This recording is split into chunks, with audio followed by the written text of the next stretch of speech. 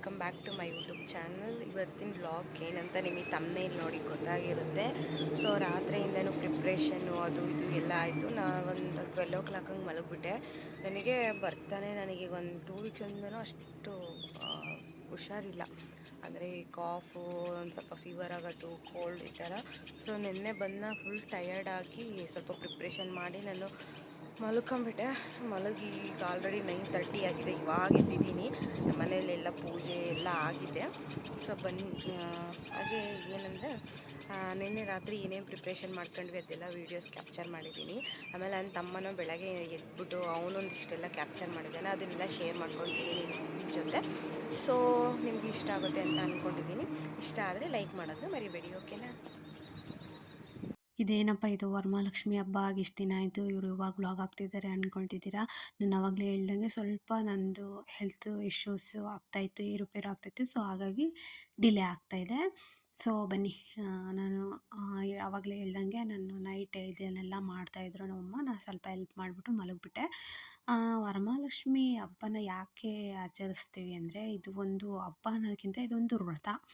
ಈ ವ್ರತನ south India ಮತ್ತು ಕರ್ನಾಟಕ, ಆಂಧ್ರ, ತೆಲಂಗಾಣ, ತಮಿಳುನಾಡು, ಮಹಾರಾಷ್ಟ್ರ ಭಾಗಗಳಲ್ಲಿ ತುಂಬಾ ಚೆನ್ನಾಗಿ ಸೆಲೆಬ್ರೇಟ್ ಮಾಡ್ತಾರೆ. ಇದು ಯೂಶ್ವಲಿ ಶ್ರಾವಣ ಮಾಸದ 2ನೇ ಶುಕ್ರವಾರ ಬರುವಂಥ ಹಬ್ಬ. ವರ ಅಂದರೆ ಬೂನ್, ಆಮೇಲೆ ಮಹಾಲಕ್ಷ್ಮಿ ಅಂದರೆ ಗಾಡೆಸ್ ಆಫ್ ವೆಲ್ತ್ ಅಂತ. ಸೊ ಇವತ್ತು ಮಾಡಿದ ಪೂಜೆ ಅಂದರೆ ಗಾಡೆಸ್ ಲಕ್ಷ್ಮಿ ಬ್ಲೆಸ್ಸಿಂಗ್ಸ್ ಸಿಗುತ್ತೆ ಅಂತ ಇದು ಒಂದು ನಂಬಿಕೆ. ಇದ್ರದ್ದು ಏನಪ್ಪ ಸಿಗ್ನಿಫಿಕೆನ್ಸ್ ಅಂದರೆ, ಇವತ್ತು ಅಷ್ಟಲಕ್ಷ್ಮಿ ಅಂದರೆ ಧನ, ಆರೋಗ್ಯ, ಧೈರ್ಯ, ಸಂತಾನ, ಯಶಸ್ಸು, ಆಯುಷ್ಷು, ಐಶ್ವರ್ಯ, ಸೌಭಾಗ್ಯ ಎಲ್ಲರೂ ಬ್ಲೆಸ್ಸಿಂಗ್ಸು ಸಿಗುತ್ತೆ ಅಂತ ಈ ಹಬ್ಬನ ಆಚರಿಸ್ತಾರೆ. ಅವತ್ತಿನ ದಿನ ವ್ರತ ಕಥೆನ ಓದ್ತಾರೆ. ಮತ್ತು ಅವತ್ತಿನ ದಿನ ಡೈಲಿ ಯಾವ ಥರ ಮನೇಲಿ ಪೂಜೆ ಮಾಡ್ತೀವೋ ಅದಕ್ಕಿಂತ ಸ್ವಲ್ಪ ವಿಭಿನ್ನವಾಗಿ ತುಂಬ ಗ್ರ್ಯಾಂಡಾಗಿ ಲಕ್ಷ್ಮೀನ ಕೂರಿಸ್ಬಿಟ್ಟು ಆಚರಿಸೋದು ಹಬ್ಬನ. ಮನೆಗಳಲ್ಲೆಲ್ಲ ತುಂಬ ಚೆನ್ನಾಗಿ ಡೆಕೋರೇಷನ್ ಮಾಡಿ, ರಂಗೋಲಿ ಎಲ್ಲ ಹಾಕ್ಬಿಟ್ಟು, ನೈಬರ್ಸ್ ಮನೆಗೆಲ್ಲ ಹೋಗ್ಬಿಟ್ಟು, ರಿಲೇಟಿವ್ಸ್ನೆಲ್ಲ ಕರೆದು, ಮತ್ತು ಸ್ವೀಟ್ಸು, ಗಿಫ್ಟು ಎಲ್ಲ ಎಕ್ಸ್ಚೇಂಜ್ ಮಾಡೋದು. ಒಂದು ಡಿವೈನ್ ಫೆಸ್ಟಿವ್ ಅಟ್ಮಾಸ್ಫಿಯರ್ನ ಕ್ರಿಯೇಟ್ ಮಾಡಿ ಮಾಡಿರ್ತೀವಿ. ಸೊ ಒಂಥರ ಖುಷಿ ಅನಿಸುತ್ತೆ. ಹೆಣ್ಮಕ್ಳಿಗಂತೂ ತುಂಬಾ ಇಷ್ಟ ಆಗುವಂಥ ಹಬ್ಬ ಇದು. ಶ್ರಾವಣದಲ್ಲಿ ಯಾವ ಹಬ್ಬ ಅಂತ ಅನ್ನೋಂಗೆ ಇಲ್ಲ, ಎಲ್ಲ ಹಬ್ಬನೂ ಅಷ್ಟೇ ಚೆನ್ನಾಗಿ ಹೆಣ್ಮಕ್ಳು ಸೆಲೆಬ್ರೇಟ್ ಮಾಡ್ತಾರೆ. ನಮ್ಮ ತಮ್ಮ ಇಲ್ಲಿ ಸ್ವಲ್ಪ ಇರಿಟೇಟ್ ಮಾಡ್ತಿದ್ದಾನೆ. ಇದೆಲ್ಲ ಮಾಡೋದು ತುಂಬ ಯಾಕೆ ಇಷ್ಟಕೊಂಡು ತಲೆ ಕೆಡಿಸ್ಕೊಂಡೆಲ್ಲ ಮಾಡಬೇಕು, ಸಿಂಪಲಾಗಿ ಮಾಡಿದರೂ ನಡೆಯುತ್ತಲ್ಲ ಅಂತ ಗಂಡು ಮಕ್ಳದ್ದು ಕೆಲವೊಬ್ರದ್ದು ಆ ಥರ ಅಭಿಪ್ರಾಯ ಇರ್ತದೆ. ಅವನು ಅದನ್ನೇ ಹೇಳ್ತಿದ್ದ, ಯಪ್ಪ ಏನು ತಲೆ ಕೆಡಿಸ್ಕೊಂಡು ಮಾಡ್ತೀರಾ ನೀವು ಹಂಗೆ ಹಿಂಗೆ. ಅದಕ್ಕೆ ನಮ್ಮ ಮನೇಲಿ ನೀವು ಗಣೇಶನ ಹಬ್ಬನೆಲ್ಲ ಈ ಗಂಡು ಮಕ್ಳುಗಳು ನೀವು ಎಷ್ಟು ಚೆನ್ನಾಗಿ ಗ್ರ್ಯಾಂಡಾಗಿ ನೈಟೆಲ್ಲ ಹಂಗೆ ಮಾಡಿ ಹಿಂಗೆ ಮಾಡೆಲ್ಲ ಮಾಡ್ತೀರಲ್ಲ, ಹಂಗೆ ನಾವು ಹೆಣ್ಮಕ್ಳು ನೈಟು ಈ ಥರ ಎಲ್ಲ ಒಂದು ಸ್ವಲ್ಪ ಏನು ನಾವು ಈ ಥರ ಎಲ್ಲ ಡೆಕೋರೇಷನ್ ಮಾಡಿಬಿಟ್ಟು ಸೆಲೆಬ್ರೇಟ್ ಮಾಡ್ತೀವಿ ಅಂತ ನಾನು ನಮ್ಮಮ್ಮ ಹೇಳ್ತಾಯಿದ್ವಿ. ನಾನು ಅದಕ್ಕೆ ಟಾಂಟ್ ಮಾಡ್ತಾಯಿದ್ದೆ ನಲ್ಲಿ. ಸೊ ಫೈನಲಿ ಎಲ್ಲ ಒಂದಿಷ್ಟು ಪ್ರಿಪ್ರೇಷನ್ನ ಮಾಡಿಬಿಟ್ಟು ನಾನು ಮಲ್ಕೊಂಡೆ. ನೆಕ್ಸ್ಟ್ ಡೇ ಮಾರ್ನಿಂಗು ನಾನು ಆವಾಗಲೇ ಹೇಳ್ದಂಗೆ ಸ್ಟಾರ್ಟಿಂಗ್ ಇಂಟ್ರೋಲ್ಲಿ ಹೇಳ್ದಂಗೆ ಒಂದಿಷ್ಟು ವೀಡಿಯೋನ ನನ್ನ ತಮ್ಮ ಕ್ಯಾಪ್ಚರ್ ಮಾಡಿದ್ದಾನೆ. ನಮ್ಮ ಅಪ್ಪಾಜಿ ನಮ್ಮಮ್ಮ ನಾವೆಲ್ಲ ಮಲ್ಕೊಂಡಿದ್ರು, ಅವರೇನೋ ಪ್ರಿಪೇರ್ ಮಾಡ್ತಾನೆ ಇದ್ದರು. ನಮ್ಮಮ್ಮ ಅದು ಇದು ಮಾಡ್ತಿದ್ರು.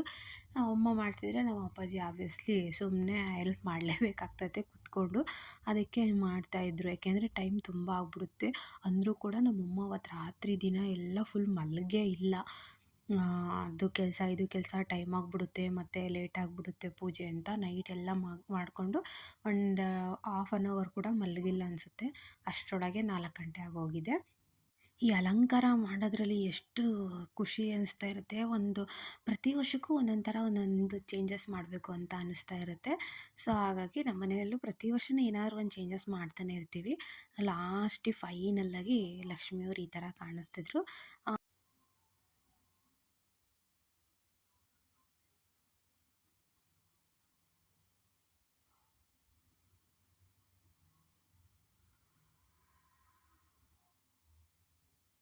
ಅದೆಲ್ಲ ನೈಟೇ ಪ್ರಿಪರೇಷನ್ ಮಾಡ್ತಾ ಇರೋದು. ನಾನು ಆವಾಗಲೇ ಹೇಳ್ದಂಗೆ ನಮ್ಮ ಅಪ್ಪಾಜಿ ನಮ್ಮಮ್ಮ ಇನ್ನೂ ಏನೇನು ಬ್ಯಾಲೆನ್ಸ್ ಇತ್ತೋ ಅದು ಐಟಮ್ಸ್ನೆಲ್ಲ ರೆಡಿ ಮಾಡ್ಕೊಳ್ತಾಯಿದ್ರು ಅಲಂಕಾರಕ್ಕೆ. ಮತ್ತು ಸೈಡಿಗೆಲ್ಲ ಇದನ್ನಿಟ್ಟಿರ್ತಾರಲ್ಲ, ಅದಕ್ಕೆ ಡೆಕೋರೇಷನ್ ಮಾಡೋದಕ್ಕೆ ಅಂತ. ಫೈನಲಾಗಿ ಎಲ್ಲ ಆದಮೇಲೆ ಪೂಜೆ ಎಲ್ಲ ಮುಗಿಸ್ಬಿಟ್ಟು ನಾನು ಮತ್ತೆ ಹಂಗೆ ಮಲ್ಕೊಂಡ್ಬಿಟ್ಟಿದ್ದೆ. ಮತ್ತು ಬೆಳಗ್ಗೆ ಎದ್ಬಿಟ್ಟು ಲಾಗ್ನ ಕಂಟಿನ್ಯೂ ಮಾಡಿದ್ದು. ನಾನು ಒಂದು 3-4 ಮನೆಗೆ ಹೋಗಿದ್ದೆ. ಎಲ್ಲ ಅರಿಶಿನ ಕುಂಕುಮ ತಗೊಂಡು ನಮ್ಮ ಮನೆಗೆ ಬಂದವರಿಗೆಲ್ಲ ನಾನು ಕೊಟ್ಟು ನಮ್ಮಮ್ಮ ಇಲ್ದಿರೋ ಟೈಮಲ್ಲಿ ನಮ್ಮಮ್ಮ ಬೇರೆ ಮನೆಗೆ ಹೋಗಿರೋ ಟೈಮಲ್ಲಿ ನಾನೆಲ್ಲ ಕೊಟ್ಬಿಟ್ಟು ಎಲ್ಲ ಬ್ಯಾಲೆನ್ಸ್ ಮಾಡಿಬಿಟ್ಟು ಇದು ನೈಟ್ ಊಟ ಮಾಡ್ತಿರೋದು. ಮಧ್ಯಾಹ್ನ ನಾನು ಯಾವುದೂ ವೀಡಿಯೋನೇ ಮಾಡ್ಕೊಳಕ್ಕೆ ಹೋಗಿಲ್ಲ. ಆ್ಯಕ್ಚುಲಿ ಸೀರೆ ಎಲ್ಲ ಉಟ್ಕೊಂಡು ಚೆನ್ನಾಗಿ ರೆಡಿ ಆಗಿಬಿಟ್ಟು ಎಲ್ಲ ಮಾಡ್ಕೊಂಡಿದ್ದೆ. ಬಟ್ ಆದರೆ ನನಗೇನು ವೀಡಿಯೋ ಮಾಡಬೇಕು ಅಂತ ಅನ್ನಿಸ್ತಾನೆ ಇರಲಿಲ್ಲ. ಪೀಸಾಗಿದ್ದೆ.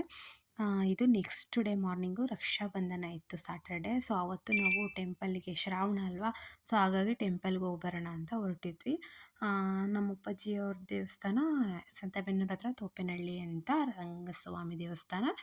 ನಮ್ಮ ತಾತಂದು ಬಿಲ್ಲಳ್ಳಿ ರಂಗಸ್ವಾಮಿ ಅಂತ ಸುಳೆಕೆರೆ ಹತ್ರ. ಸೊ ಅವೆರಡಕ್ಕೂ ಹೋಗಿ ಬರೋಣ ಅಂತ ಹೊರಟಿದ್ವಿ. ಮಾರ್ನಿಂಗ್ ಒಂದು 10 o'clock ಆಗಿತ್ತು, ಅವಾಗ ಬಿಟ್ವಿ ಮನೇನ. ಇದೇ ನೋಡಿ ನಮ್ಮ ಅಪ್ಪಾಜಿಯವ್ರದ್ದು ದೇವಸ್ಥಾನ, ಮನೆ ದೇವರು. ಸೊ ತುಂಬಾ ಹತ್ರ. ಇದು ನಮ್ಮ ತಾತರದ್ದು ಸ್ವಲ್ಪ ದೂರ ಆಗುತ್ತೆ ಸುಳೆಕೆರೆ. ಯೂಶ್ವಲಿ ನಮ್ಮ ಸರೌಂಡಿಂಗ್ ಇರೋರಿಗೆಲ್ಲ ಗೊತ್ತಿರುತ್ತೆ. ಇಂದು ನಮ್ಮ ಅಪ್ಪಾಜಿ ಮನೆಯವ್ರ ದೇವಸ್ಥಾನ ಅಂತೂ, ಮನೆ ದೇವ್ರನ್ನಂತೂ ಸಖತ್ತಾಗಿ ಮಾಡಿದ್ದಾರೆ ಇವಾಗ. ಚಿಕ್ಕಂದ್ರಲ್ಲಿದ್ದಾಗೆಲ್ಲ ಇವಾಗಲೂ ಹೋಗ್ತೀವಿ. ಅವಾಗೆಲ್ಲ ಹೋದಾಗ ಇಷ್ಟೊಂದು ಇಂಪ್ರೂವ್ ಆಗಿರಲಿಲ್ಲ. ಇವಾಗ ಕಲ್ಯಾಣಿ ಆಗಲಿ ಅದಾಗಲಿ ತುಂಬಾ ಚೆನ್ನಾಗಿ ಮಾಡಿದ್ದಾರೆ. ತುಂಬ ಚೆನ್ನಾಗಿದೆ ಸರೌಂಡಿಂಗ್ ಎಲ್ಲ.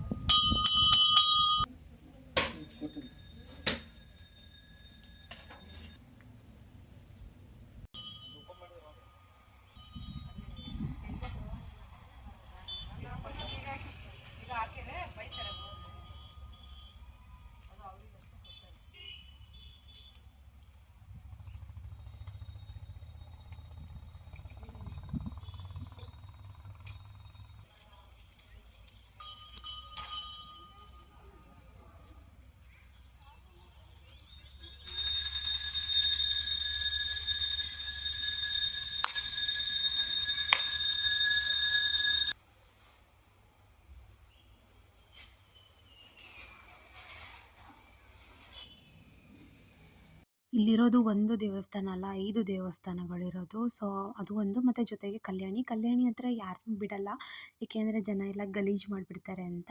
ಬಟ್ ಅಲ್ಲಿ ದಾಸಪ್ಪ ಅಂತ ಎಲ್ಲ ಬರ್ತಿರ್ತಾರಲ್ಲ ಶ್ರಾವಣದಲ್ಲಿ ದೇವ್ರು ಕ್ಲೀನ್ ಮಾಡ್ಕೊಂಡು ಹೋಗೋಕ್ಕೆ ಅಂತ, ಅವರಿಗೆ ಬಿಡ್ತಾರೆ. ಆ ಟೈಮಲ್ಲಿ ನಾವು ಕೂಡ ಹೋಗ್ಬಿಟ್ಟು ಅದು ಕಲ್ಯಾಣಿ ನೀರನ್ನ ತೊಗೊಂಬಂದ್ವಿ.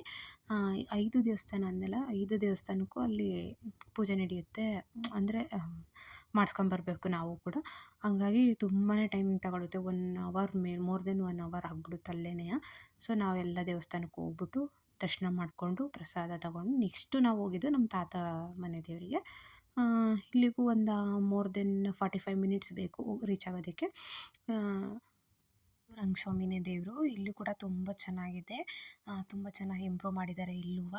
ಆ ಪೂಜೆ ಅಷ್ಟೇ ತುಂಬ ಚೆನ್ನಾಗಿ ಮಾಡ್ತಾರೆ. ಇಲ್ಲೆಲ್ಲ ದರ್ಶನ ಮುಗಿಸ್ಕೊಂಡು, ಇಲ್ಲಿ 2 ದೇವರಿದೆ. ನಾವು 2 ದೇವ್ರಿಗೆ ಹೋಗೋದು. ಇಲ್ಲಿ ಮುಂದ್ಗಡೆ ಆಂಜನೇಯ ಇದೆ, ಇದು ಬ್ಯಾಕ್ ಸೈಡಲ್ಲಿ ರಂಗಸ್ವಾಮಿ ಇದೆ. ಇವೆರಡು ದೇವ್ರನ್ನ ದರ್ಶನ ಮಾಡಿಕೊಂಡು ಹಾಗೆಯೇ ಟಿಫನ್ ಕೂಡ ತಗೊಂಡೋಗಿದ್ವಿ. ಮನೆಯಲ್ಲಿ ತಿಂದಿರಲಿಲ್ಲ ಯಾರು, ಅಲ್ಲಿಗೆ ಡೈರೆಕ್ಟಾಗಿ ತಗೊಂಡೋಗಿದ್ವಿ.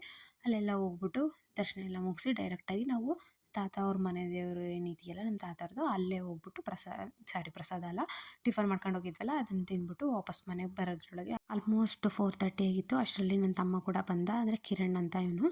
ಸೊ ಇವನು ಬಂದಮೇಲೆ ಇಬ್ಬರಿಗೂ ಒಂದೇ ಸಲ ರಾಖಿ ಕಟ್ಟೋಣ ಅಂತ ವೆಯ್ಟ್ ಮಾಡ್ತಾಯಿದ್ದೆ. ಅವರಿಬ್ಬರು ಬಂದಮೇಲೆ ಇಬ್ಬರಿಗೂ ಅಟ್ ಎ ಟೈಮ್ ರಾಖಿ ಕಟ್ಬಿಟ್ಟು ಸೆಲೆಬ್ರೇಷನ್ ಮುಗಿಸಿದ್ವಿ. ಇದು ಯೂಶ್ವಲಿ ಶ್ರಾವಣ ಮಾಸದ ಹುಣ್ಣಿಮೆ ದಿನದಂದು ಬರುತ್ತೆ ರಕ್ಷಾಬಂಧನ. ರಕ್ಷಾ ಅಂದರೆ ಪ್ರೊಟೆಕ್ಷನ್ನು, ಬಂಧನ ಅಂದರೆ ಬಾಂಡು. ಸೊ ಈ ದಿನ ಸಿಸ್ಟರು ತನ್ನ ಬ್ರದರ್ಗೆ ರಾಖಿ ಕಟ್ಟೋದು. ನಿನ್ನ ವೆಲ್ ಬೀಯಿಂಗು ಮತ್ತು ಲಾಂಗ್ ಲೈಫ್ಗಾಗಿ ನಾನು ಪ್ರಾರ್ಥನೆ ಮಾಡ್ತೀನಿ, ಹಾಗೆ ನೀನು ನನಗೆ ಯಾವಾಗಲೂ ರಕ್ಷೆ ಕೊಡಬೇಕು ಅನ್ನೋದರ ಅರ್ಥ.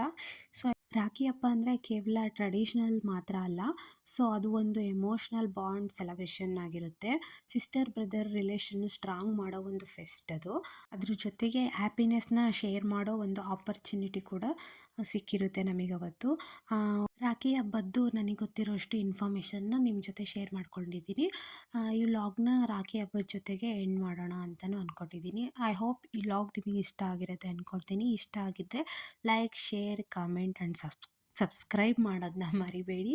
ಸಿಗ್ತೀನಿ ಇನ್ನೊಂದು ವ್ಲಾಗಲ್ಲಿ, ಆದಷ್ಟು ಬೇಗ ಸಿಗ್ತೀನಿ. ಅಲ್ಲಿವರೆಗೂ take care, bye. Thank you for watching.